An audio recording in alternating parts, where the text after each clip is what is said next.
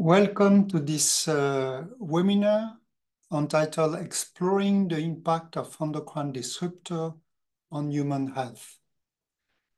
It's a joint collaboration between the International Society of Endocrinology and the European Society of Endocrinology. And this is part of the initiative that ISE organized as part of the European Hormone Day. I'm pleased to co-chair this webinar with Professor Emmanuel Christ from the University Hospital of Basel in Switzerland, who was an important board member of the International Society of Endocrinology and the treasurer. And myself, Jérôme Berthora from Paris-Cité University, France. I'm the current president of the European Society of Endocrinology.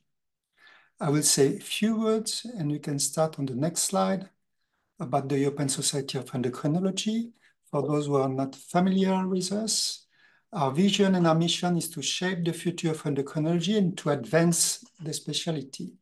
Here are some facts and numbers. More than 5,500 members, a third of them are early career.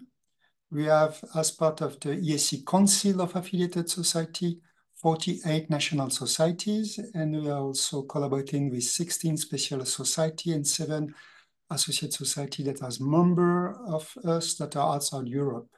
We develop many educational activities, and our flagship journal is the European Journal of Endocrinology. Next slide. So here are the benefits of our member. Please visit the website to find all of them. And on the next slide, EDC's endocrine disruptor for our society is one of our main actions in terms of policy and advocacy. And here are some landmarks of the development of this policy and activity. We have launched in 2021 the ISE white paper. This has been reinforced in 2022 with the Milano Declaration. And in 2023, as part of the European Hormone Day, we have released 10 recommendations for information of the general public on good hormone health. Next slide. So our policy and advocacy is organized around 4 main themes: rare disease, obesity, cancer, and EDCs. Specifically about EDC, with support and impact the European Commission for the regulation on chemicals and environmental disruptors.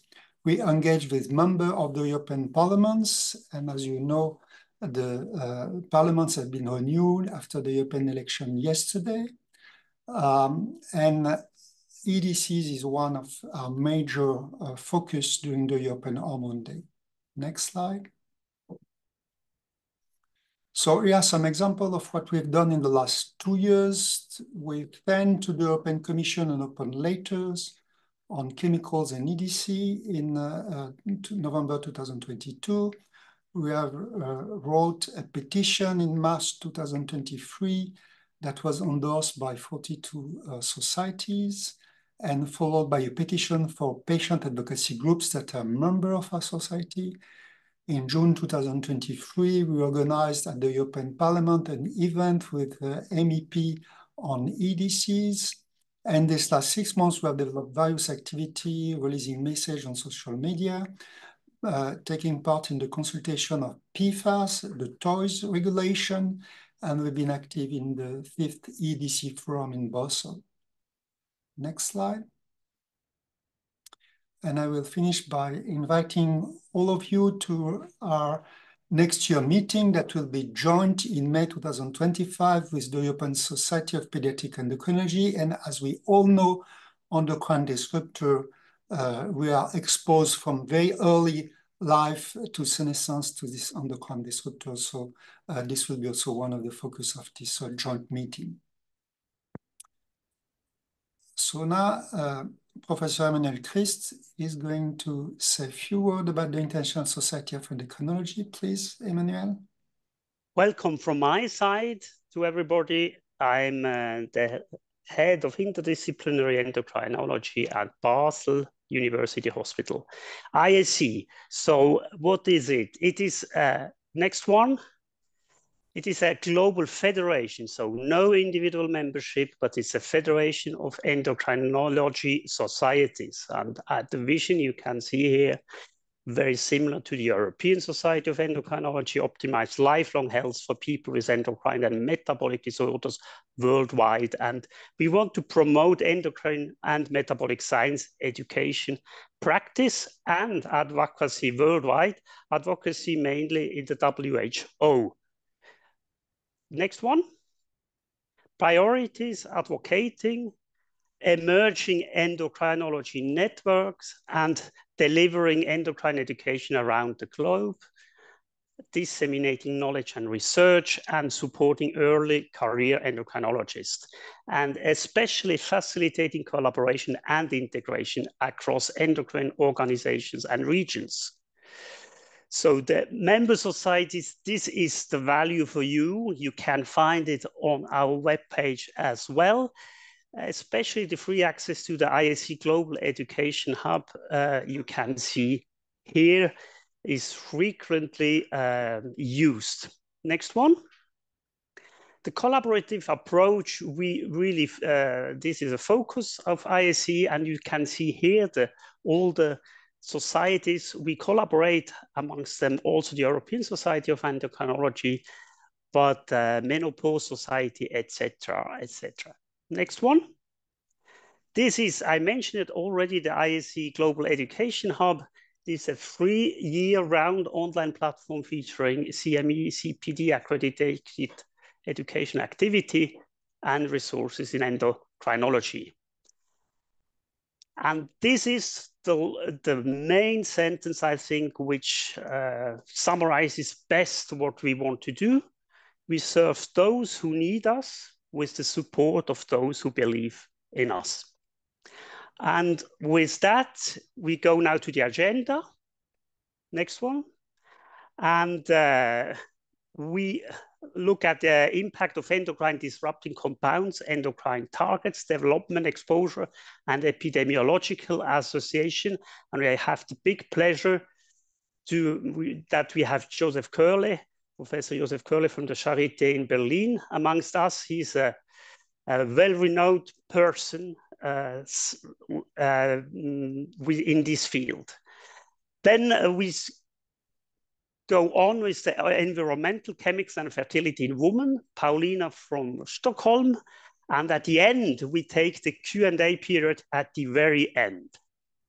Now, some housekeeping rule, please ask your question via the Q&A icon in your Zoom taskbar. And at the end of the webinar, you will be taken to a post-webinar survey to claim your certificate of participation. And the recording of the webinar will be on both web pages, the ISE Global Education Hub and the European Society of Endocrinology website.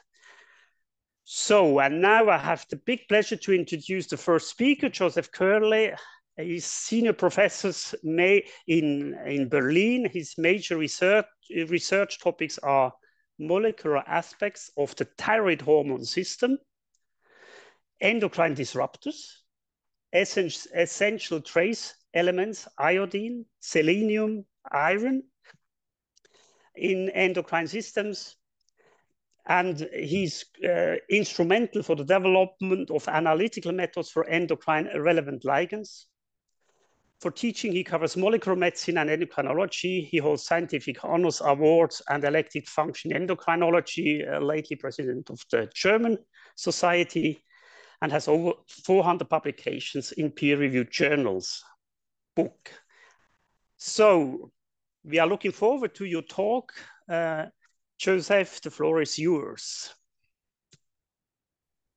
Yeah, hello from Berlin with sunshine, and hello to our colleagues and friends of endocrinology all over the globe. And thank you, Emmanuel and Jerome, for the launching this event as a joint effort of both the International Society of Endocrinology and the European Society of Endocrinology. I'm happy that I was invited to give you this presentation now. I hope the screen system will work. It's okay. I hear the signal. Good. Just let me increase the size here. Sorry.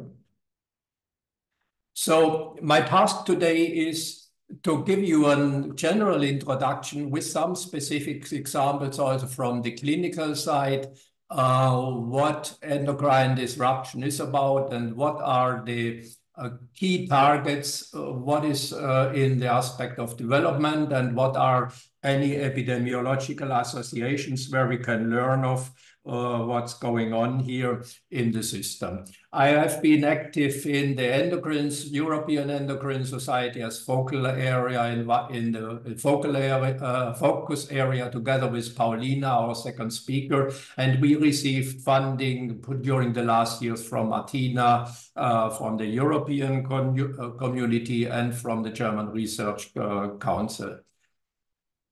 Now I have that.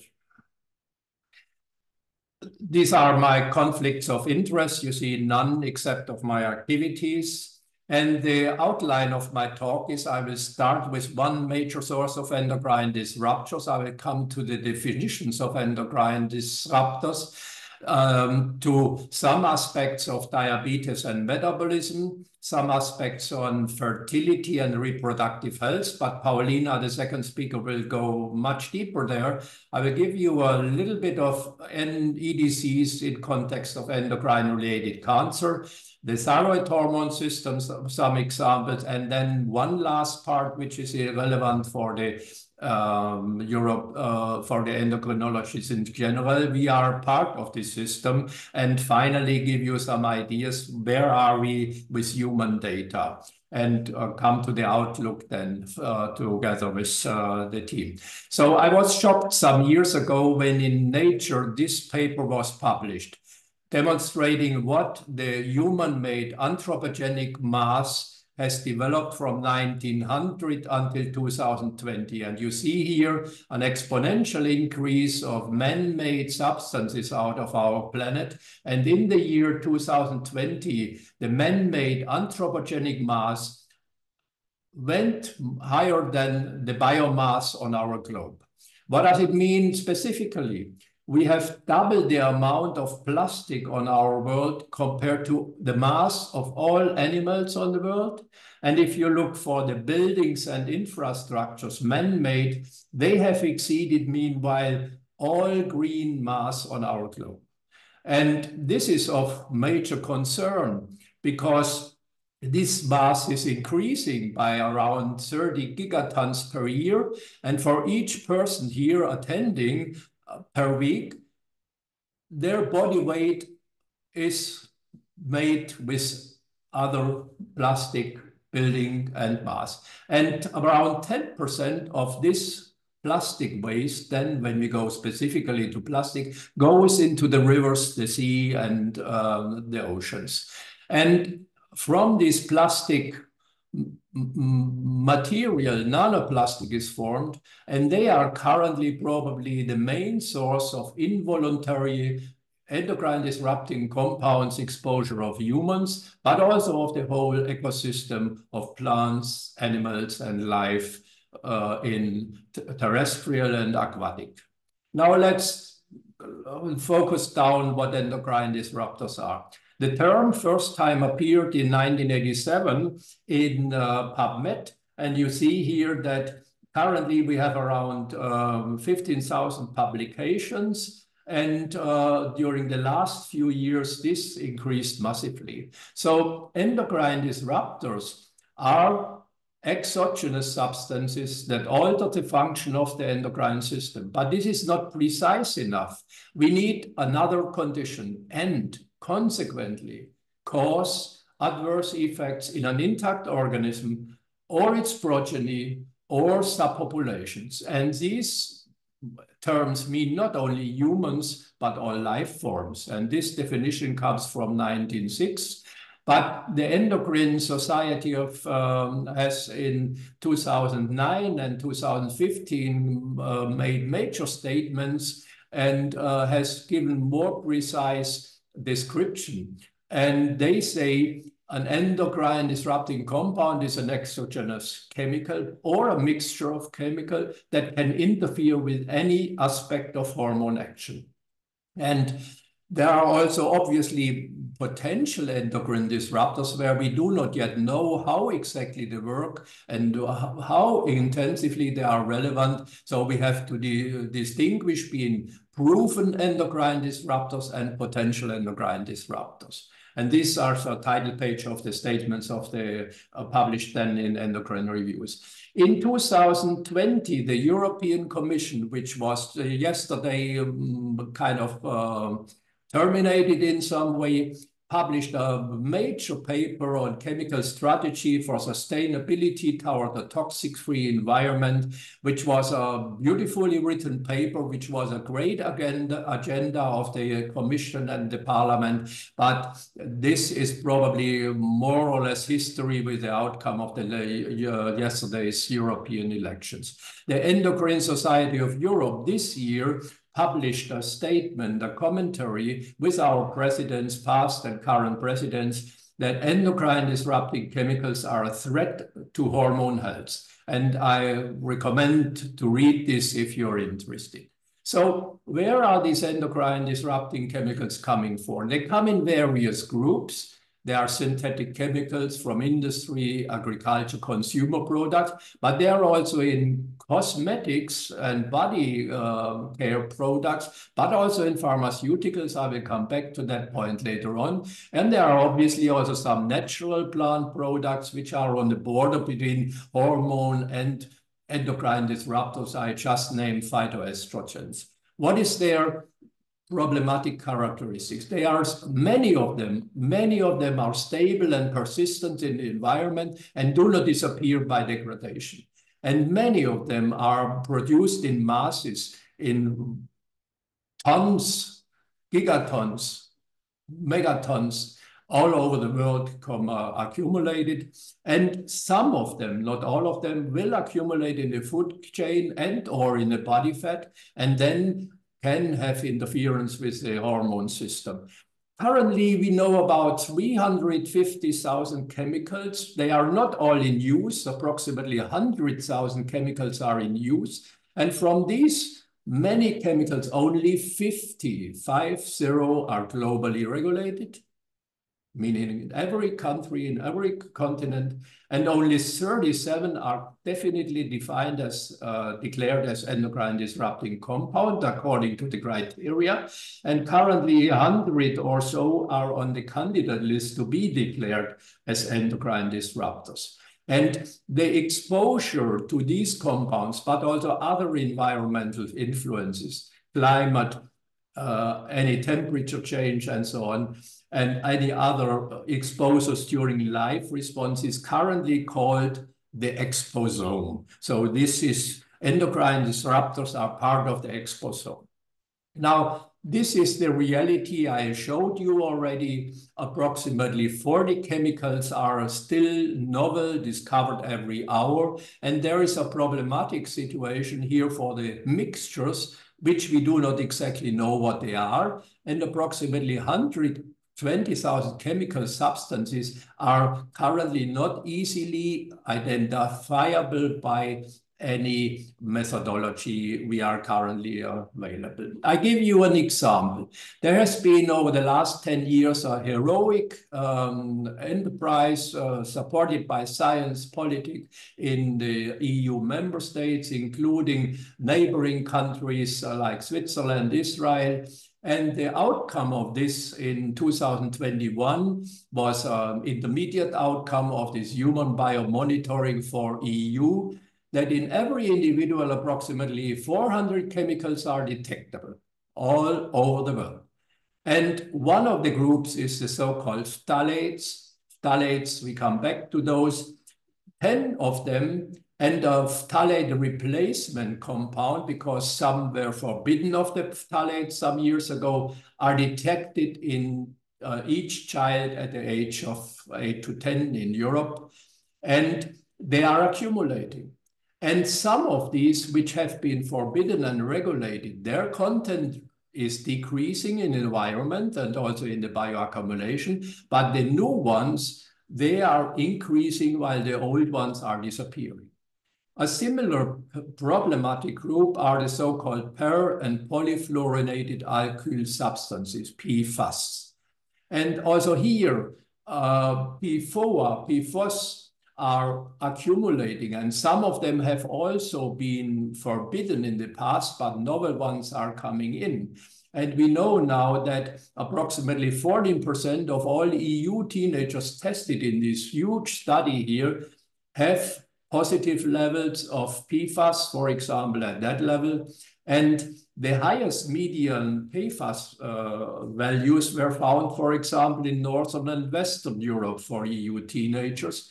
For example, in men, higher than in women, and in individuals with higher educational level and age. And for some, and that is a conclusion of the HMB4U community, for some of these EDEC exposures, the exposures are so high that they are now health threats already. So there is action to do. How did it start with these endocrine disrupting compounds? Probably the first endocrine disruptor in our terms of our, let's say, new knowledge was diethylstilbestrol DS. It is an artificial estrogen. It was discovered in 1938 as a high potent estrogenic activity. And then in the 50s to 70s, it was prescribed to pregnant women as a support and prevention of good pregnancy outcome. So 96% delivery was guaranteed with these compounds, bigger and stronger babies too, no side effects, even at high or low dose. And you see here, this is a structure. It resembles estradiol very much. But what happened? 20 years later, in the 70s, a very unusual form of cancer, clear cell adenoma, carcinoma in the vagina of teenage daughters of mothers who have been treated during the pregnancy with DS were rising. But also sons born to these mothers were having abnormalities in their testicular and epididymal function and infertility. And there is also suspect that possibly testicular cancer could be related to this maternal DS exposure. And what is also clear, meanwhile, there is a long-term impairment on the immune system. The mechanism is not clear. And we currently expect that we have around 2,000 million of this generation, daughters and sons, mothers were using and treated with DS. And currently the analysis going on in the third generation of these mothers' progeny, because when you expose a pregnant woman, you expose the mother, you expose the fetus, but you also already expose the developing gonad. So 3 generations in one, and there are consequences. And this led in the past 20 years, together with many other researches on famine and environmental issues, infections, epidemiologies, to the so-called developmental origin of health and disease, the DOHAT hypothesis, well known under the name of Barker from UK, but also my predecessor at the Charité was, because he was publishing in German, was from the 70s starting on this hypothesis. And meanwhile, transgenic mouse models have shown that these adverse DES effects are mediated by the ER alpha. I don't go into details. So how do these chemicals act? They act in the whole endocrine system. They are interacting with hormone receptors as agonists or antagonists. They can modify the chromatin and thus have a non-genetically changed but modulating effect. They can also signal transduction, hormone synthesis, storage, hormone transport, hormone distribution, concentration, activation, metabolism. and the fate of hormone-producing cells. So there are multiple clearly identified molecular mechanisms, meanwhile, which can organize and identify how these compounds act. Some 10 years ago, a group of international scientists convened in 2013, and we studied the association, not causality, of persistent organic polluters and diabetes from all published epidemiological studies at that time. And you see here a part of our discussions, only the polychlorinated biphenyls. What came out? In most of these studies, cross-sectional studies with significant number of individuals, showed that there is a higher odds ratio for diabetes in those individuals exposed to these polychlorinated compounds, and also the prospective, and there are much less prospective studies also with lower number. Also the prospective nested control studies, the outcome was that exposure to polychlorinated biphenyls and other pollutants increased the odds ratio to have diabetes. And if you look at on a more detailed analysis, the studies were very heterogeneous. They were difficult to interpret, but the strongest positive correlation of diabetes with exposure to POPs, organochlorine compounds, were for these 4 compounds. And this kind of gave a really strong case that there is an association which is not yet justifying to talk about causality. What we know, however, in terms of causality is another group of endocrine disruptors, the so-called obesogens associated with obesity. You know that the adipocytes develop early from pre-adipocytes under the control of the receptor PPAR gamma, and then the proliferation and differentiation of adipocytes to mature adipocytes is regulated by PPAR gamma. And it has been shown clearly in animal experiments, cellular and molecular experiments, that one EDC, which is a biocide used as antifouling coatings in aquatic environment called tributyltin, is really interfering with this development of our adipocytes. And studies have then confirmed that the mechanisms involved, the metabolic pathways, the outcome, and in contributing to the risk of obesity. Another example where endocrine disruptors are interfering, and you will hear more later from Pauliina, is fertility, human fertility, but also those of fish and animals. What has been observed in various parts of the world, USA, Japan, European Union, a decrease in fertility over the last 50 to 60 years. It is clear that this is not a genetic effect because the genome has not changed in such a short time. There must be something else. So if the fertility rate is lower than 2.1, the society will not be able to reproduce its performance, its maintenance and its persistence over a long time. You need 2.1 fertility rates, kids per mother on average. But it's not only that fertility decreases. There is a study from Denmark, and they looked at the occurrence of central precocious puberty in girls of Danish origin over these last 20 years. And they see a tremendous increase in this precocious puberty in the girls. So not only that, but also puberty, measured here as the onset of Tanner's breast stage B2, is decreasing over the last year worldwide, in all countries studied, in all regions studied.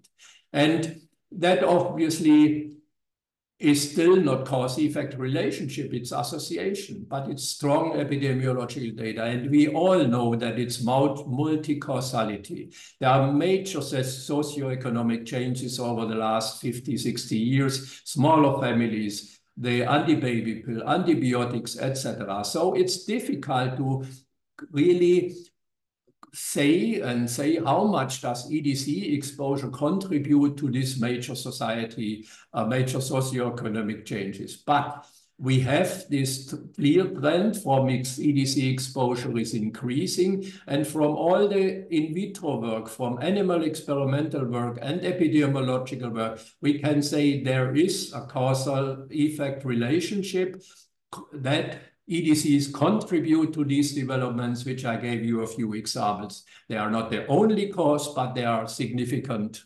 confounders. And there has been a strong, long discussion about sperm quality, sperm concentration. This is still controversial in the community of endocrinologists and reproductive medicine people, but there is also a strong decline over the years. And on the other hand, there is something increasing.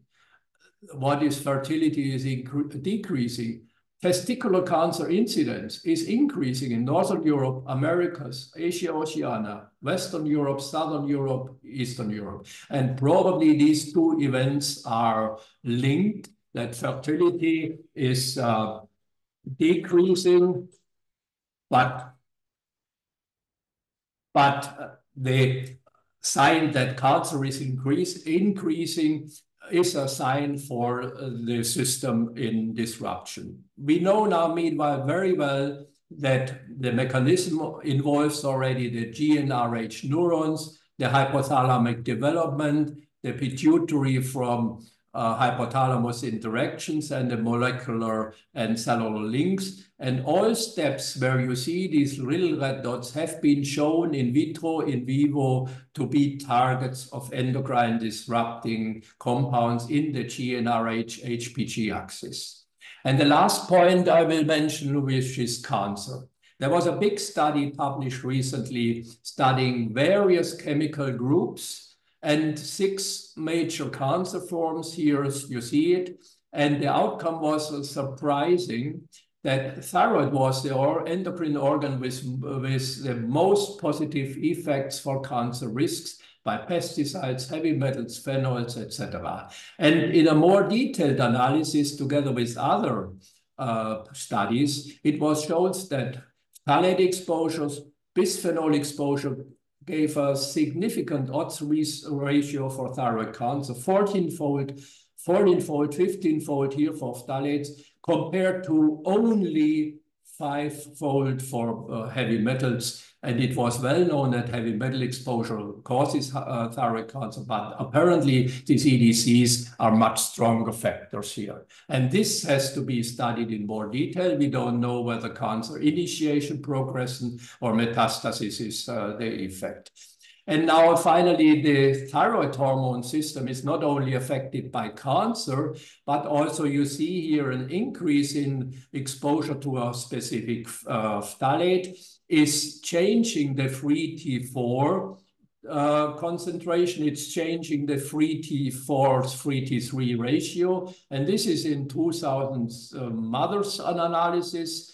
And in context with this exposure to endocrine disruptors, another factor is relevant. How good is the iodine supply? Is there iodine deficiency? Because an iodine deficient organism mother will have potentially greater damage of endocrine disruptors. And you see here that total gray matter in the child measured is optimal at an iodine intake around less or so 200 microgram per gram measured as urine creatine. Too low is bad, too high is bad. And when endocrine disruptors come on top, it will be not to the benefit of the offspring.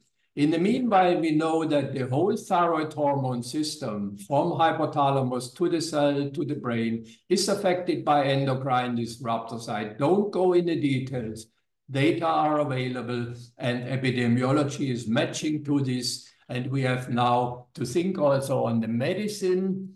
The medicine needs to be aware that medical treatment, diagnostics, and so on also introduce endocrine disruptions into the patient's system, either by soft tubings, catheters, medical devices in intensive or neonatal care, but also the oral application occurs because many of the pharmaceuticals in the coatings of the drugs or in the stabilization of the drugs contain endocrine disruptors, and we need to look more carefully what we give to the patients and how we treat them.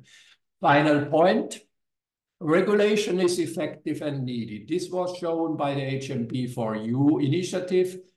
Phthalates are decreasing in 20 years, almost 100 to 50% for this phthalate metabolite, for this one too, but the replacements might be increasing, so we need to be careful what we replace, and we need to be careful that our replacements will not damage the system. And the good news for you, the patient, and also the individual is you, with your personal lifestyle, can change your exposure, your individual exposure by almost 50% when you look carefully what you eat, what your cosmetics and body care you use, and how your lifestyle is. So I come to the summary. Global EDC exposure affects all hormone systems, especially during windows of development. The pregnant women and lactating women are the most sensitive risk groups for EDC exposure. We have impact of the thyroid hormone for brain development and IQ development, especially when iodide supply is inadequate. We have some evidence for some form of endocrine-related cancers associating with EDC exposure. We have the issue, which we cannot really good analyze, of mixtures of EDCs because we are not exposed to one, but a conscious EDC-informed lifestyle can reduce your burden, and the chemical strategy must be implemented not only in Europe, but also beyond. And the precautionary principle that if you know there is a danger, you need to avoid this danger and take some action is especially necessary for substances of very high concern, as endocrine disruptors are, similar now to carcinogens, teratogens, and reproductive toxic agents. And endocrinologists, who are the hormone experts, need to be aware of this EDC exposure and take action on human and global health. And I thank you for your interest and attendance, and we come back to questions probably later on when Pauliina will have presented you more details on the female reproduction and EDC endocrinology side. Thank you very much. Thank you very much, Josef, for this excellent talk. And without any delay, I hand over to Jérôme to introduce the second speaker. Thank you very much. So our second speaker today will be Pauliina Damdimopoulou.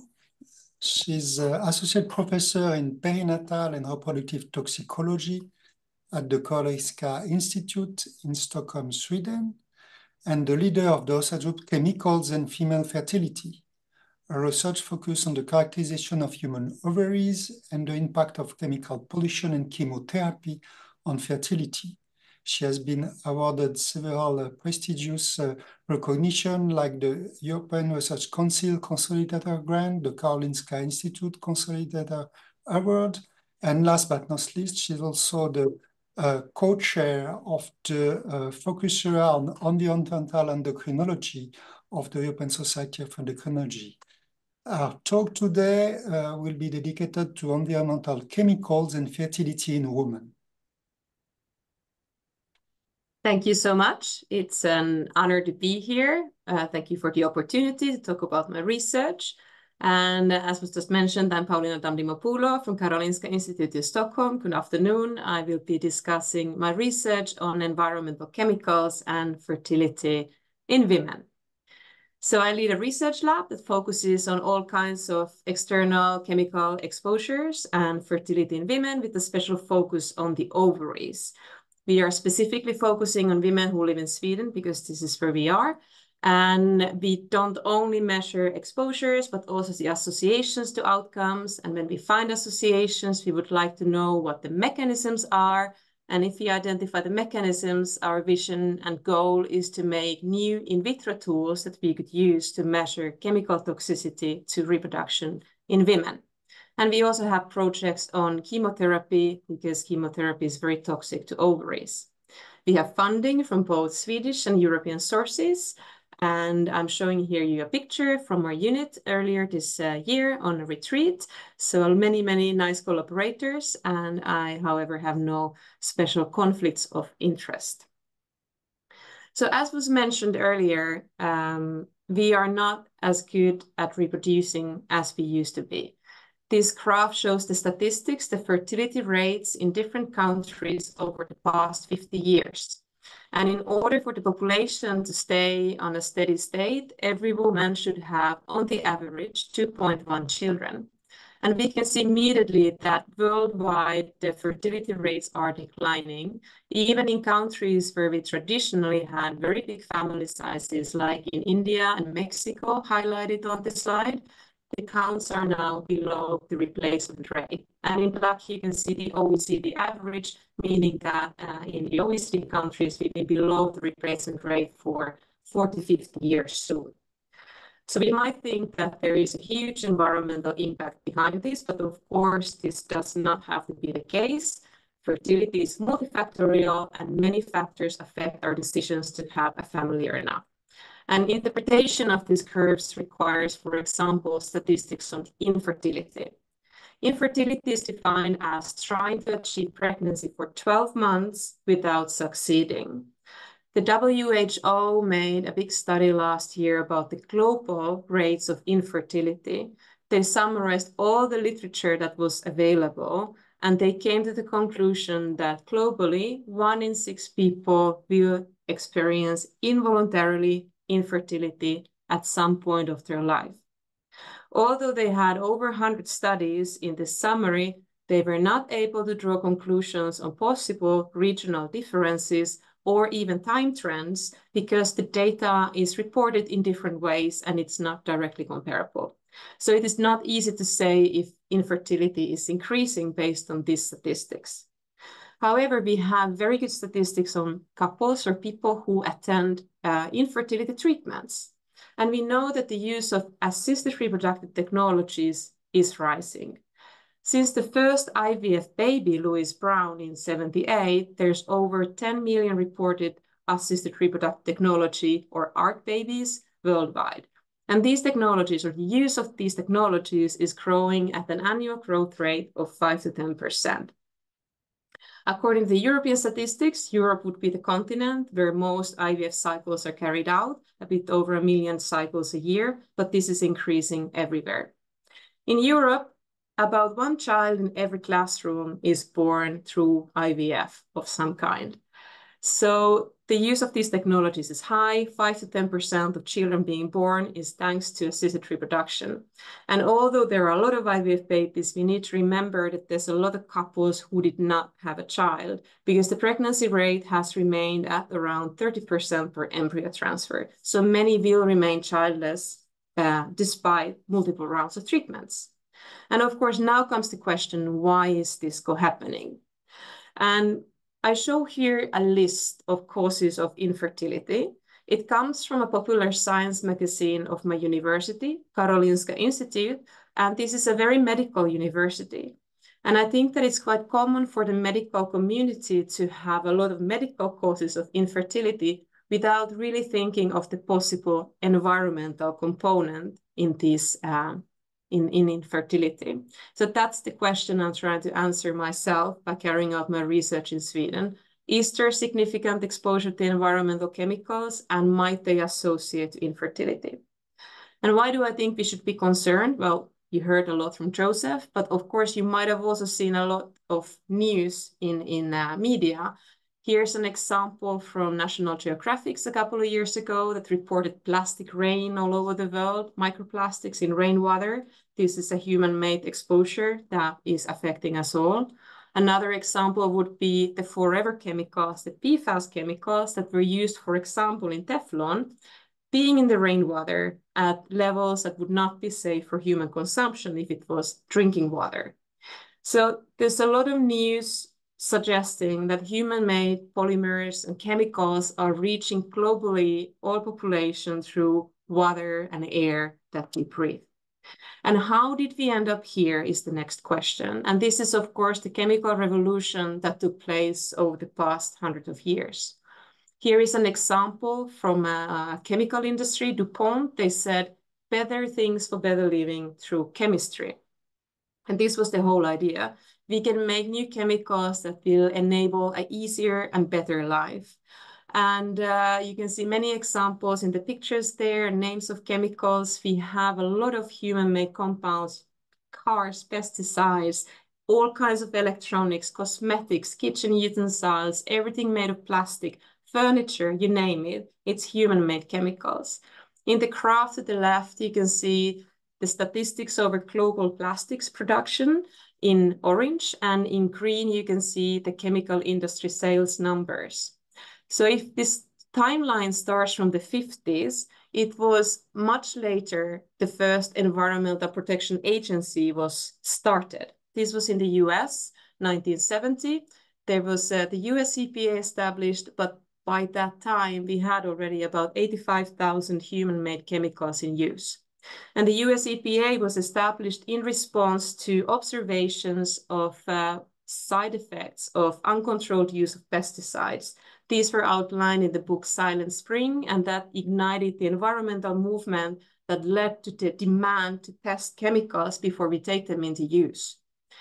And well, that was the situation then, and it's good to keep in mind that we are now here on this curve, and the curve is going up. So we are adding more chemicals to the market, and we are using larger volumes of chemicals every year. And the chemical and plastics productions parallel each other, and chemicals industry is one of the most profitable industries in the world. So it's been 50 years since the first chemicals agency was established, or the environmental agency, and we would think that maybe it's better now. But sadly, this is not really the case. So Josef mentioned the chemical strategy for sustainability. That's the European ambition, part of the Green Deal that says that we will be a sustainable and circular economy by 2050. This is what the situation looks like now.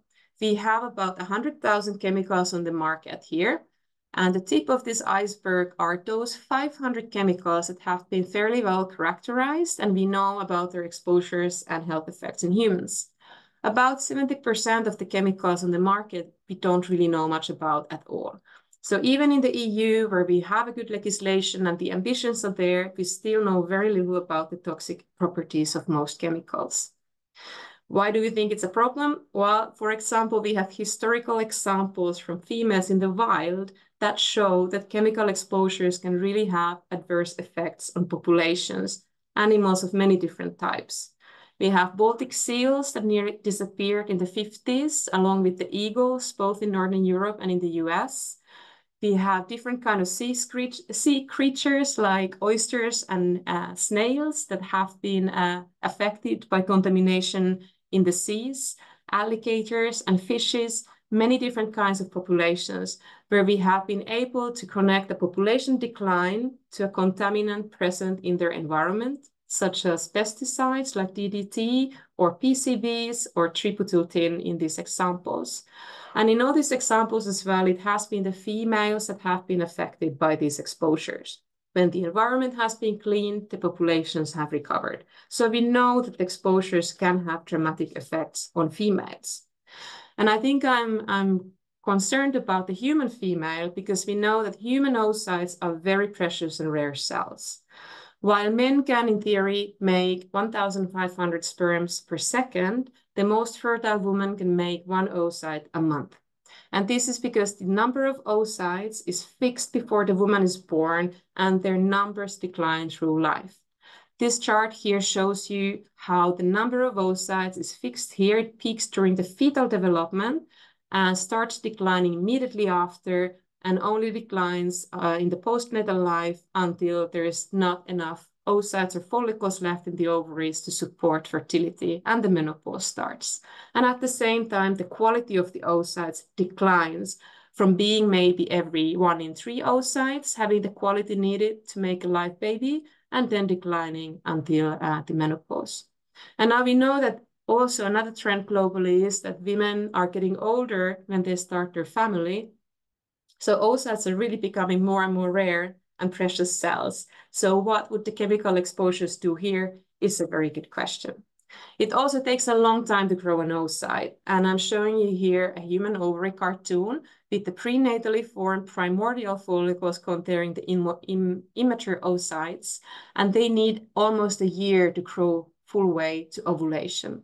We have the gonadotropin-independent growth stage that happens even in children, and then the hormone-dependent final maturation of the follicles that takes place every menstrual cycle.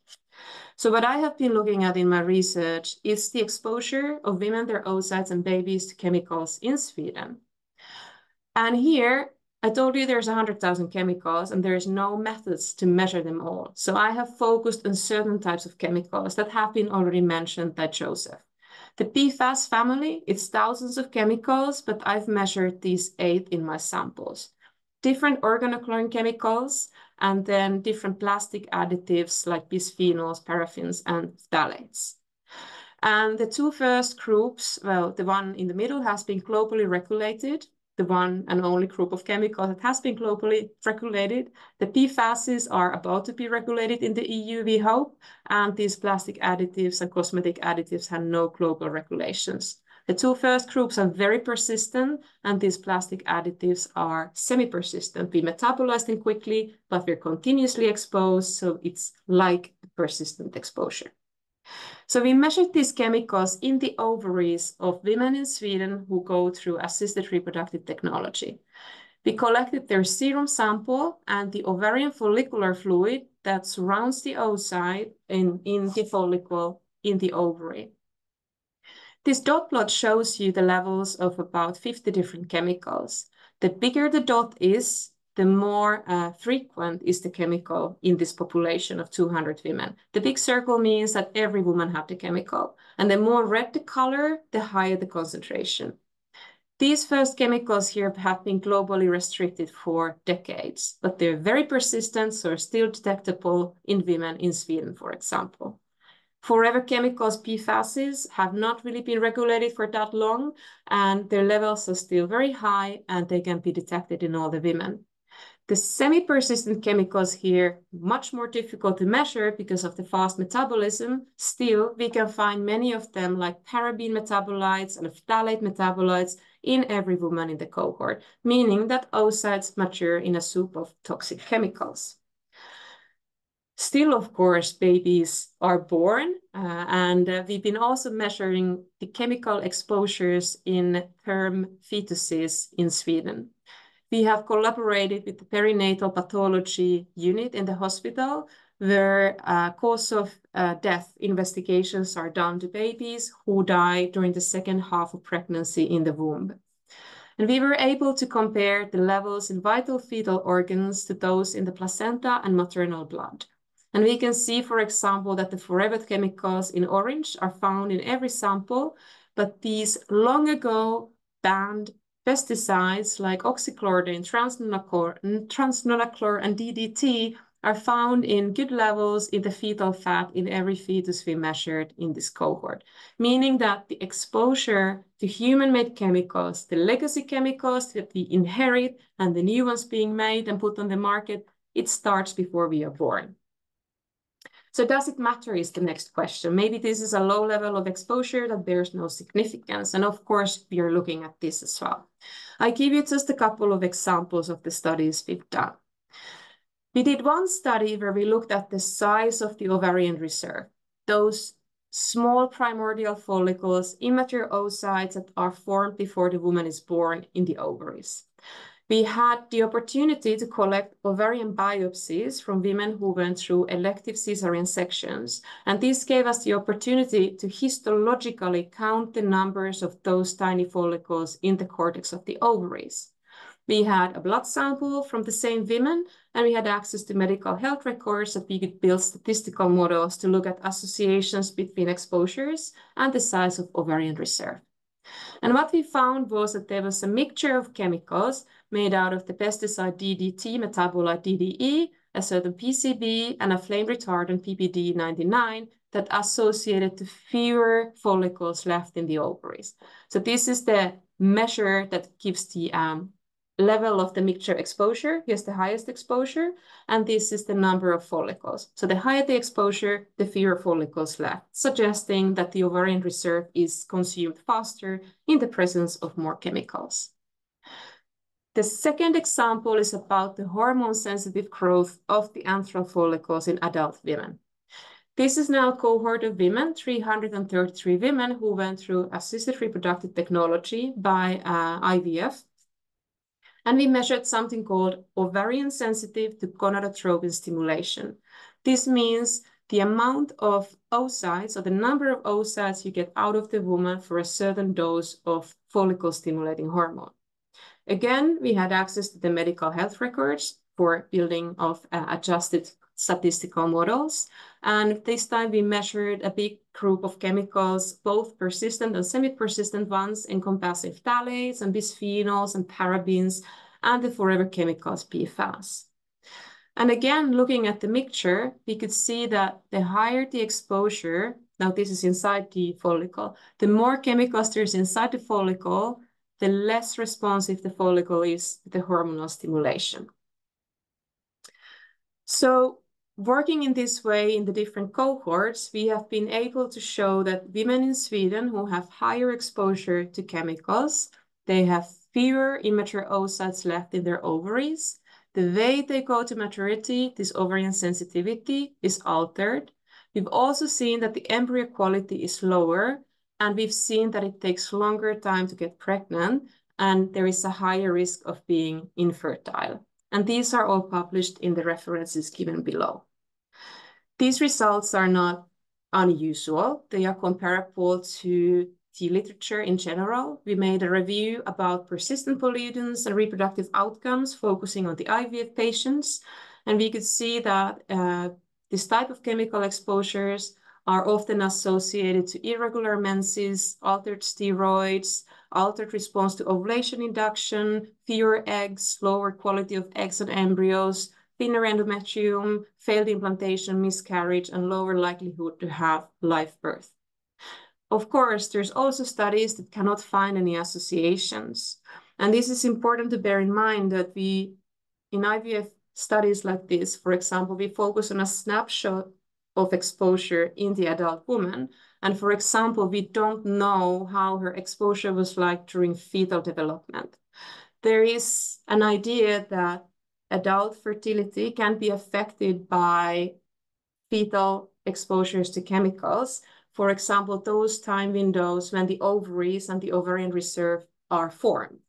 So according to the ovarian dysgenesis syndrome hypothesis, there are sensitive points of development when chemical exposures can permanently alter, for example, how the germ cells migrate to the fetal gonad, how this fetal gonad sex differentiation happens, or how the follicles assemble. And this might then manifest later in life, for example, in form of early menopause, PCOS, reduced fertility, and pregnancy loss. So it is always a challenge to study adult women in the snapshot of time and think that we can find all the effects there, because it is the lifelong exposures that matter. Fine. So how do we live right and choose smart?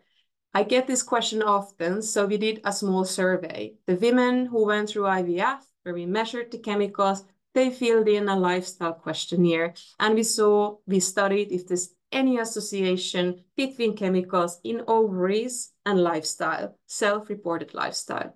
Here you can see phthalate and paraben metabolites, and on the other side, the forever chemicals.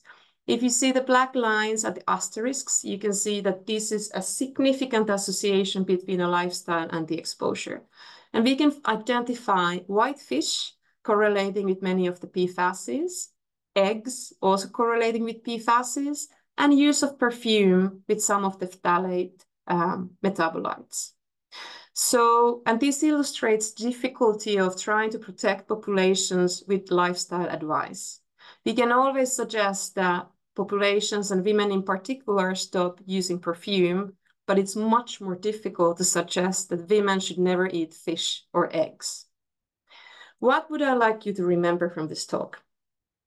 The environment is changing. There's chemicals and materials that did not exist 100 years ago that now commonly contaminate the environment and the biota globally. We're all exposed to mixtures of chemicals since we have been germ cells and fetuses and throughout our postnatal life. The fertility rates are declining globally and the chemical industry is growing. And yes, fertility is very multifactorial, but the observations we have to date from wildlife, experimental animals, human cohorts confirm that chemical exposures are one of the factors contributing to reduced fertility. The timing of exposure matters, fetal life is sensitive, and of course also adult life plays a role. The current regulatory approaches are inadequate. The chemical legislations must be updated globally so that we can have safe and sustainable use of chemicals. And while we try to get these regulations in place, it's good to remember that those curves are going up. While we discuss these things, there's a continuous and increasing exposure to human-made chemicals taking on until we actually do something about it. So my point would be that although it is possible to affect your personal exposures by choosing smartly at the supermarket, however, this is not a sustainable strategy to creating a safe environment for everyone to live. So we can only have the safe environment by having the regulations, which means that it's our duty to vote and affect those decision makers who can actually do the changes that are needed. Thank you so much for listening. Thank you very much, Pauliina, for this excellent talk. We have many questions on the chat, which means that the two talks were of high interest for the participants. We are going to discuss some of them, but for the sake of time, unfortunately not too much.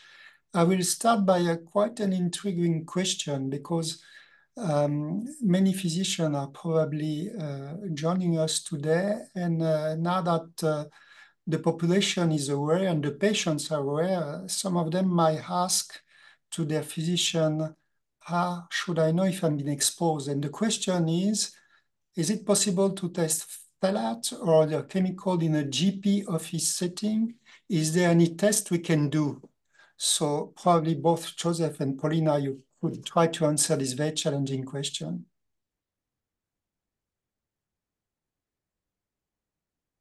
I may start shortly. The answer is very difficult. We have some leading compounds which we have good data. And I just was attending a meeting last week on environmental medicine. And we have learned that the exact tests are pretty expensive. You need specialized laboratories which give you data. So I think it's very difficult to do a routine test in general practice. And if you do so, use a really good lab.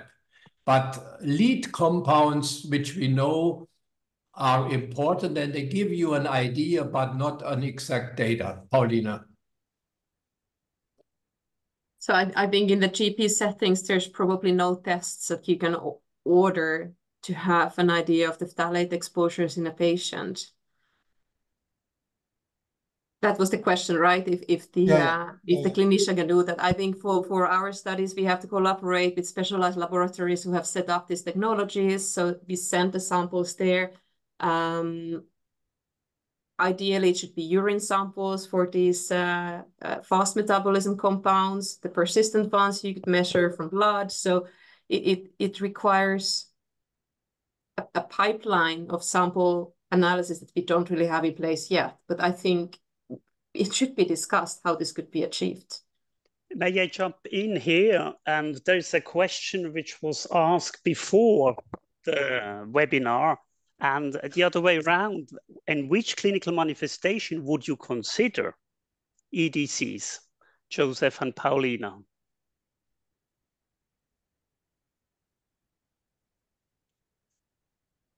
Josef,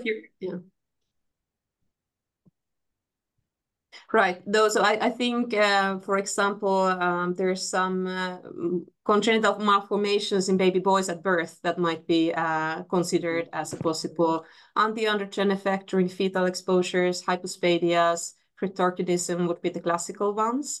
I think these are less established for baby girls, but this would be the classic endpoint for boys that have played a big role in the establishment of testicular dysgenesis syndrome theory. Yeah, I may add there are not really good indicators in clinical where you have suspicion. For example, take obesity, the fact that many of these compounds, not all, accumulate in adipose tissue, you will have higher levels than either in the blood or in the urine. Or if you are a pregnant or a lactating woman, you are mobilizing your stores which are in the adipose tissue. So a single measurement will not really give you the history which is real in the past. So from the thyroid field, from the, let's say, brain endocrinology field, I could not give you a clear picture. But if you are suspect of autism, attention deficit hyperactivity disorders, and you cannot find other things, then I would also think of checking the environment, at least from the mother, for suspicious candidates associated with a specific clinical constellation.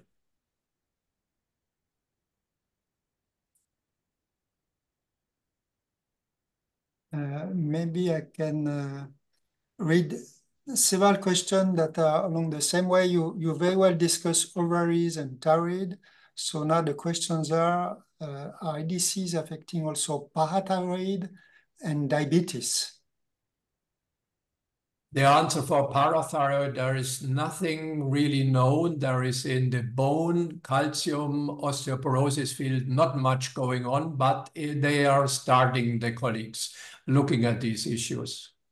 And for diabetes, I think there is much more known from the epidemiology, but probably diabetes is much more multi-component disease than, for example, the hyperpara or the hypopara. So it will be more difficult in the diabetes. I think the cause-effect relation establishment in an individual patient will be pretty difficult, but for a population, it is okay. And we have data from animals and from epidemiology, then you can really think starting and change what you can change, some things you cannot change, as Pauliina said that. Okay, perhaps one last or two last question for a very practical one. The packaged milk, what do you think? These are packed in plastic containers. Do they contain EDCs? It's probably something for Josef. Get away as much of plastic, whatever kind of plastic as you can. Go to glass or classical metal, but in daily life, it will be very difficult to avoid it completely. So get rid of what you can get rid of, but you will have to live with other ones, and then be careful what kind of products you have. Because, for example, the German Environmental Agency made a survey, and together with the EU, that many of the products which are imported into the EU, approximately 20 to 25%, are not according to the rules in the EU because they do not follow the rules of the EU, but you cannot avoid the import. Okay, then I see another one, probably also for Josef. Does mercury in fish consumed by humans act as a endocrine disruptor?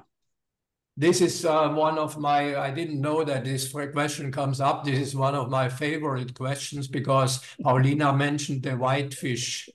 And obviously it's clear that mercury is bad, cadmium is bad, lead is bad, especially in fish.